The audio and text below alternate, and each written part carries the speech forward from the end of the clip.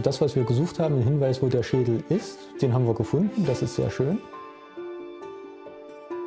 Das ist das erste Objekt, was jetzt wirklich sichtbar wird. Ja, ein großer Tag für uns alle, würde ich sagen. Die guten Nachrichten zuerst. Also wir haben tatsächlich jetzt ein entsprechend stärkeres Signal für den Pesterreger gefunden.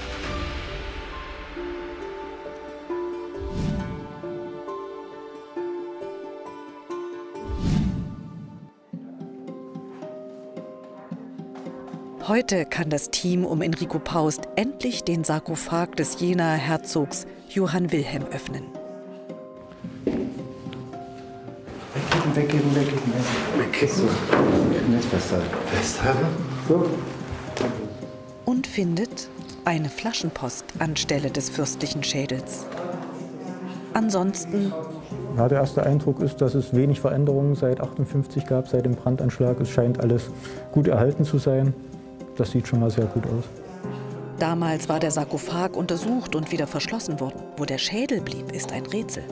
Antworten erhofft sich das Team von der Flaschenpost. Erst muss alles für eine 3D-Animation fotografiert werden. Da ist Zeit zum Schauen. Ja, also der Brokat, es zeichnet sich schon ab, dass der eben sehr wertvoll ist, Goldfäden beinhaltet. Das ist schon mal ein großer Fund. Da bin ich schon sehr gespannt, den näher zu untersuchen. Durch diesen Brandanschlag hat es natürlich gelitten, aber man sieht, wie gesagt, der Brokat, also da werden wir einiges rausfinden. In den letzten Monaten hatte sich Kostümhistorikerin Julia Katrin Eberhardt intensiv mit höfischer Mode vor allem am Jenaer Hof beschäftigt. Mit den Kleidervorschriften, die regelten, welcher Stand vom Bauern über den Bürger bis zum Adligen was und wie tragen durfte. Da haben sie auch richtig durchgegriffen, muss man ganz klar sagen. Also da wurde richtig, also ab, sage ich mal, Hofhaltungsstaat wurde da auch in der Stadt ganz klar gesagt, wer darf was tragen, ne? Dass der Hof eben auch seine eigenen Kleiderprivilegien auch behält. Das ist das erste Objekt, was jetzt wirklich sichtbar wird, was Textil ist. Vorher habe ich eben vor allem mich natürlich auf Porträts verlassen müssen, ne? Und das ist natürlich jetzt ja, eine ganz tolle Ergänzung dazu. Also ja, ein großer Tag für uns alle, würde ich sagen. Der war nur möglich, weil der Sarkophag Johann Wilhelms dringend restauriert werden muss. Fangen wir mit der Flasche an. Nur in solchen besonderen Situationen können Wissenschaftler Einblick erlangen. Umsichtig sichern Rechtsmedizinerin Juliane Strien und Archäologe Enrico Paust Objekte wie die geheimnisvolle Flasche, die unter Laborbedingungen geöffnet werden soll. Ich sehe hier, das ist Druckschrift. Du siehst Schrift jetzt? Ach, da? Ja. Da ist das Druckschrift. Hanslick und Leo Hanslick, also der Präparator, der es gemacht hat. Das sieht aus, als wäre es der Artikel, den die hier geschrieben haben drüber.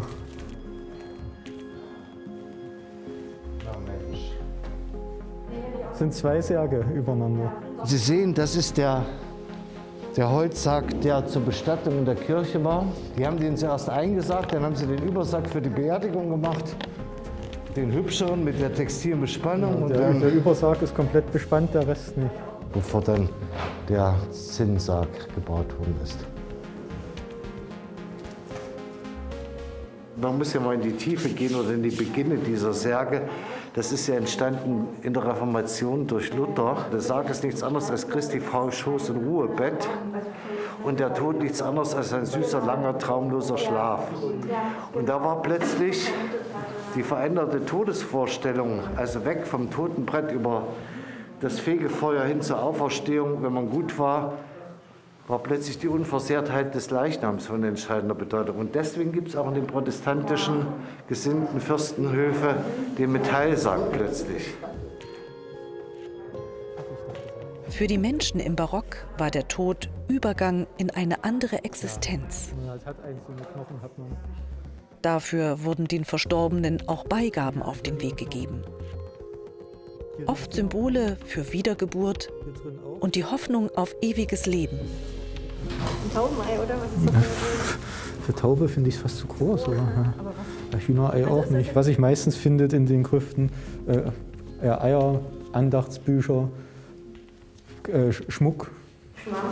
Und ja, tatsächlich Schwämme vom Waschen, Waschschwämme. Also hier ist ja auch ein Schwamm. Das ist ein Schwamm, tatsächlich. Da ist der Waschschwamm drunter. Das müssen wir... Ja, Seifenfarbe. Die ist jetzt, ach so, nee, das ist ja nicht am Schuh, sondern das ist jetzt Das auch ist von vom der, Gewand, ne? Aber hier sind sie ja deutlich stärker verschmutzt. Super erhalten hier auch der die Brokat. Mal kurz hier drunter gucken. Es bestätigen sich alle Wünsche, sage ich mal, die es so hinsichtlich der Textilien jetzt gab. Man kann sehr gut sehen, dass der Goldbrokat eben sehr gut erhalten ist. Man kann die Muster sehen. Es ist ein sehr, sehr hochwertiger Brokat, sehr dichte Goldfäden. Ja, es ist irre. Ja. Also man kann auch super noch die Form auch des Totenkleides noch gut sehen, mit Schleifenbesatz und allem.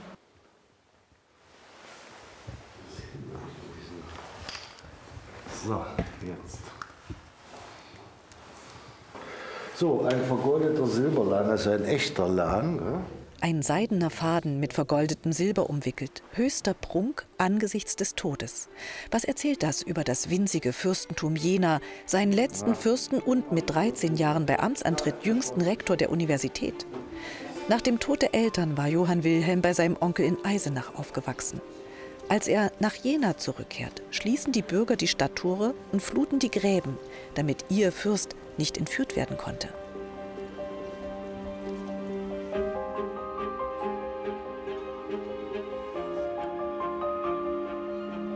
(1690), nur 2 Jahre später, stirbt Johann Wilhelm an Blattern. Was erzählt der Tote im Sarg über seine Zeit? Wo ist der Schädel? Und was war in der geheimnisvollen Flaschenpost?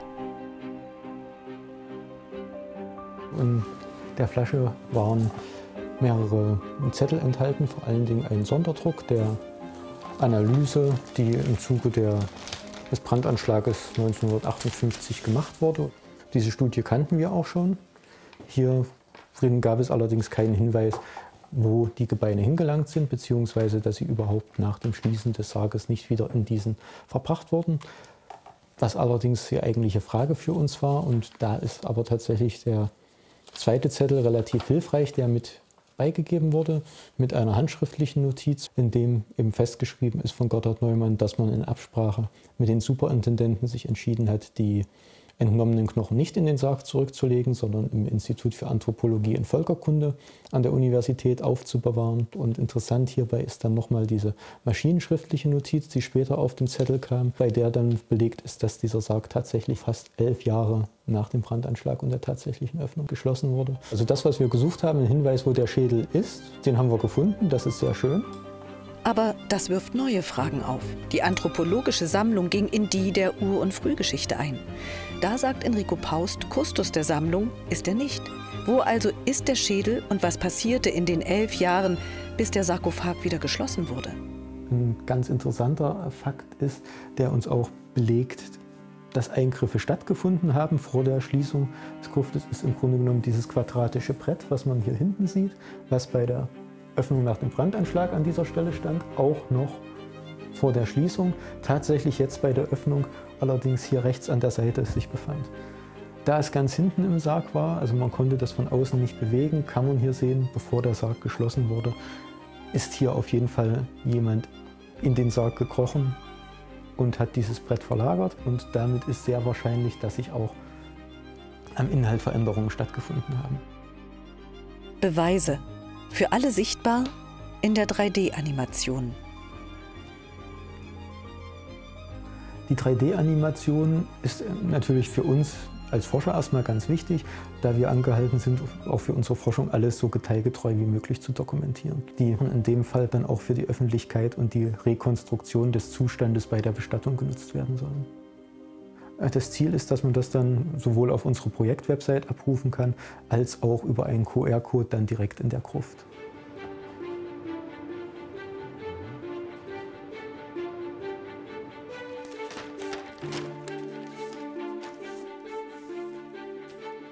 Wochen später Erkenntnisse. Der Schädel war wohl verwahrt im Nachlass eines Anthropologen. Inzwischen hat ihn Alexander Stößel für eine 3D-Rekonstruktion gescannt. Begutachtet das Ergebnis zum ersten Mal mit Enrico Paust. Geschlechtsmerkmale noch nicht so stark ausgeprägt. Ist ja mit 15 auch zu erwarten. Die Impressionen im Schädel sind eben sehr auffallend. Meinst du diese hier? Ja. Ja, die waren ja auch am Original sehr gut sichtbar. Hier sind wir noch, hoffen wir, dass wir mit den Rechtsmedizinern was rauskriegen, ob es vielleicht tatsächlich Reste von der Pockenerkrankung dahinter stecken könnten. Man sieht es tatsächlich überall hier. Solcher. Übrigens sehr schön, noch sehr dicker Zahnschmelz. Und das, obwohl er massenhaft Süßigkeiten im Schloss hat. Ja, man sieht aber auch hier, bin ich mir jetzt nicht sicher, ob das nicht vielleicht ein Zeichen von, ob das eine Karies ist.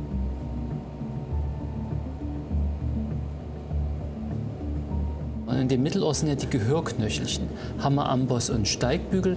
Und was hier noch erhalten ist, sind Hammer und Amboss. Und was außergewöhnlich ist, man sieht hier, dass die beiden Knöchelchen noch in gelenkiger Form miteinander verbunden sind. Das ist für mich ein Zeichen, dass hier dieser Bereich abgeschlossen gewesen sein könnte und sich sozusagen das fast wie bei einer Mumie so in der Gelenkung erhalten hat. Und deutet für mich eher so auf einen vielleicht kontrollierten Verwesungsprozess hin. Das sieht aus wie eine Kanaldehiszenz aus, dass hier eine Öffnung war zum Gehirn hin. Eine Anomalie, die Hören und Gleichgewichtssinn stören kann. Sie kann angeboren sein oder auch durch Entzündung entstehen. Durch Pocken.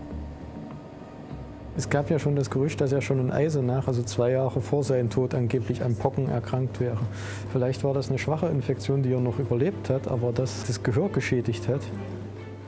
Ob Johann Wilhelm tatsächlich an Pocken starb, will Alexander Herbig vom Max-Planck-Institut für evolutionäre Anthropologie in Leipzig untersuchen.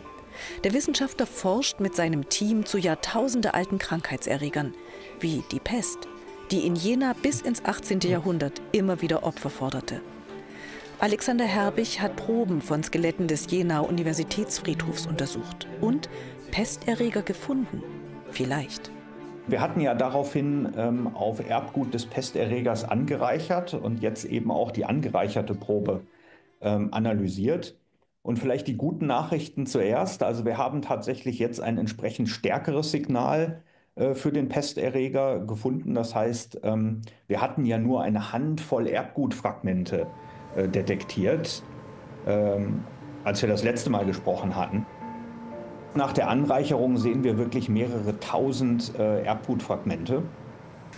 Das soweit die gute Nachricht. Die schlechte Nachricht, leider haben wir insgesamt aber doch weniger Daten aus der angereicherten Probe herausziehen können, als wir gehofft haben. Und daher ist es für uns auch noch an dieser Stelle tatsächlich nicht ganz möglich, mit Sicherheit zu sagen, dass es sich wirklich um die Pest gehandelt hat oder möglicherweise um ein artverwandtes Bakterium.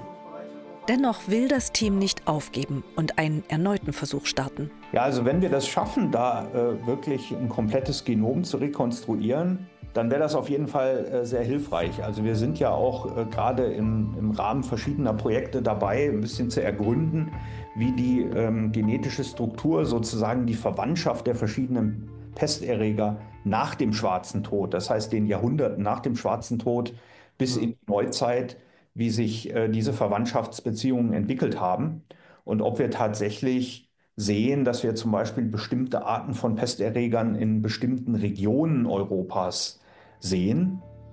Und dafür wäre das auf jeden Fall sehr hilfreich. Der Schwarze Tod, der im Mittelalter in Europa grassierte, sagt Alexander Herbig, scheint heute ausgestorben zu sein. Dennoch gibt es Pest weltweit. Die Pestlinien, die wir tatsächlich heute noch weltweit verbreitet sehen, gehen zwar auch auf einen gemeinsamen Vorfahren mit dieser mittelalterlichen Pestlinie zurück, aber lassen sich doch deutlich unterscheiden. Natürlich kommt es auch immer noch zu Ausbrüchen in Menschen, aber in Westeuropa ist die Pest gänzlich verschwunden, aber in vielen anderen Regionen der Welt sehen wir das in Tierpopulationen noch sehr, sehr regelmäßig. 500 Jahre zuvor, in den Aufbaujahren der Universität, war die Pest in Jena eine Bedrohung, forderte zahlreiche Menschenleben, auch unter den Professoren und Studenten am Collegium Jenense.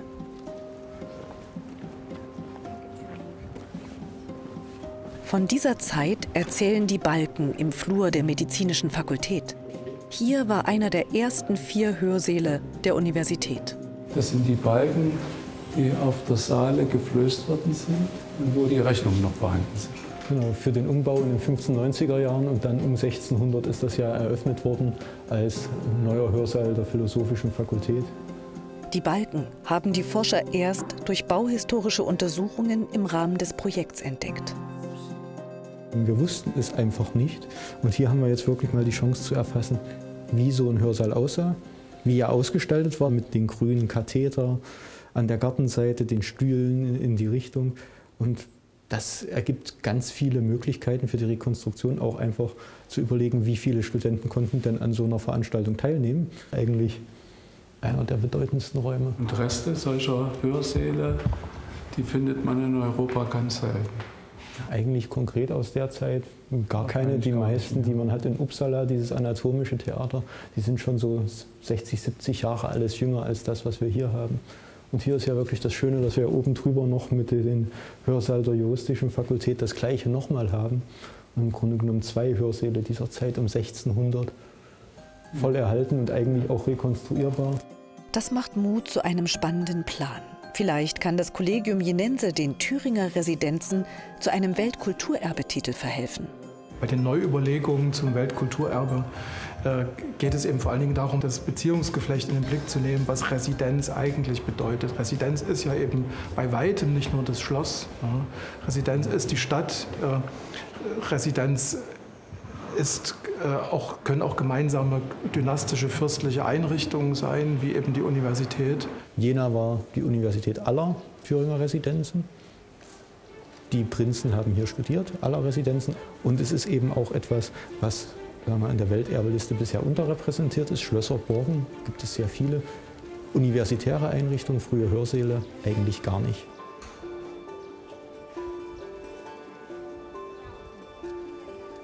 Wie eng Universität, Stadt und Residenz verflochten waren, untersucht Julia Katrin Eberhardt auch in ihrem Forschungsbereich.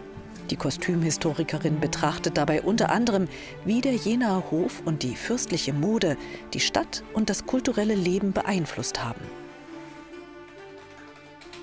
Erstmal kommen unglaublich viele Besucher hierher. Wir haben eine ganz starke Verbindung zu Frankreich über Marie Charlotte, die Herzogin. Es gibt sehr viele Bälle, es gibt große Feste, die veranstaltet werden. Also die öffentliche Sichtbarkeit von Kleidung verändert sich stark, weil wir plötzlich eben eine ganz andere Gruppe an Menschen hier vor Ort haben. Das, sagt sie, veränderte die Stadt. Trotz strenger Kleiderordnung setzte die höfische Mode Akzente, auch im Handwerk. Im letzten Viertel des 17. Jahrhunderts wären Perücken ganz, ganz wichtig für die Herrenkleidung vor allem oder Haarteile auch für die Damen. Dass in Jena dann bis ins 18. Jahrhundert hinein tatsächlich so viele Perückenmacher gibt, also über 20, ich glaube 24 sind an einem Punkt vermerkt, was natürlich für so eine kleine Stadt erstmal total besonders ist. Ne? 24 Perückenmacher müssen erstmal was zu tun haben. Es ist definitiv so ein kurzes Aufleuchten von der kulturellen Vielfalt, die durch den Hof ermöglicht wird. Gerade wenn es eben um Musik, um Ballette, um all diese Kunstformen geht, die auch, wie gesagt, von Frankreich ausgehend plötzlich eine große Popularität erleben. Herzog Bernhard hatte seine Frau in Versailles kennengelernt. Von dort hatten sie den französischen Lifestyle nach Jena gebracht und machten es zu einem kleinen Versailles. Schlosseinrichtung, Kleidung, Musik und Kunst, alles folgte der französischen Mode. Bis später zum Totenkleid des jungen Prinzen Johann Wilhelm. Das Interessante an dem Gewand ist, dass es keine Alltagskleidung ist, sondern dass es bereits ein spezielles Totengewand angefertigt wurde aus diesem wunderbaren Brokat, gold durchwirkt, mit dem der ganze Körper bedeckt wird. Also auch eine neue Art der Aufbahrung, also ein bisschen eine Abkehr von, man wird in seinem besten Anzug begraben, sondern es wird extra ein Gewand angefertigt. Auf jeden Fall interessant zu sehen, wie Farbigkeit offensichtlich eine große Rolle gespielt hat. Vermutlich ein Rot. Also es muss eine unglaublich schöne Wirkung gehabt haben im Kerzenlicht. Es ist auf jeden Fall ein Statement für diese dynastische Situation. Mit ihm erlischt das Haus. Ne? Also es ist quasi wie ein letztes Aufgebot auch an Repräsentation für das Herzogtum Sachsen-Jena. Es ist klar, dass da jetzt nichts weitergeht.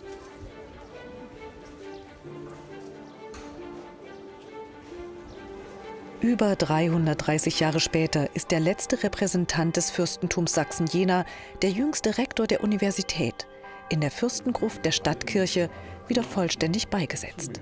Mit Schädel im restaurierten Sarkophag. Ja, schon beeindruckend, wie das wieder gerichtet wurde. Die ersten Trümmer, die wir angeschaut haben, die waren ja eher zum Verzweifeln. Ein tolles Ensemble, fürs Publikum sichtbar, besuchbar, so soll es sein. Es ist natürlich auch in einer Zeit der Bezugslosigkeit wichtig, dass man immer mal wieder so einen Anker setzt, der sozusagen den Begriff Heimat nicht politisch, sondern emotional etwas hebt und auch Lust auf Geschichte macht. So ist es, mit allen Verknüpfungen zur Universität, zur Familie, zu den thüringischen Fürstentümern. Das ist genau das, was wir auch wollen. Auch deshalb hatten das Fürstenhaus Wettin und die Kulturstiftung der Länder die Restaurierung der Särge unterstützt. Innehalten beim Aussegnungsgottesdienst. Eine Zäsur für die Forschenden. Sie haben bei diesem bisher größten interdisziplinären Forschungsprojekt Deutschlands neue Methoden und Herangehensweisen ausprobiert und durch archäologische Funde ein differenzierteres Bild der Universitäts- und Stadtgeschichte erhalten. Bunter, als es die schriftlichen Quellen gezeigt haben. Das Bild einer Stadt, die durch ihre Universität gewachsen ist.